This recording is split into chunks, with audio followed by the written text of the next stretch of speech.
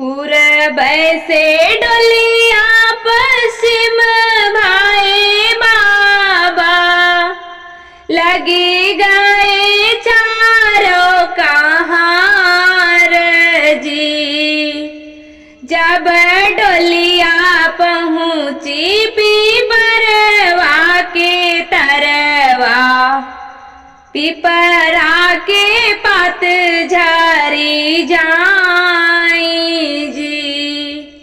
जब डोलिया पहुँची पीपरवा के तरवा, पीपरा के पात झरी जाई जी।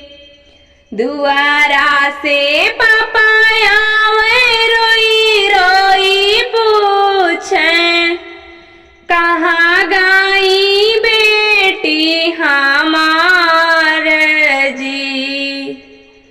तोरी बेटी प्रभु गई ससुरवा, चली गई लक्ष्मी हमार जी।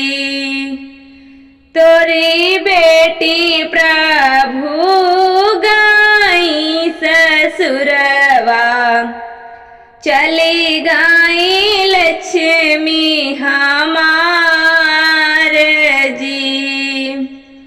बहिरे से भैया रोई रोई पूछे, कहाँ गई बहिनी हमार जी। तोरी बहिनी सजन गई ससुरवा, चली गई बैरन हमार जी। तोरी बहिनी साजन गई ससुरवा, चली गई बैरन हमार जी। उनकाई रोटियां बचल रही हैं स्वामी, खई हाई कुकरो बिलार जी।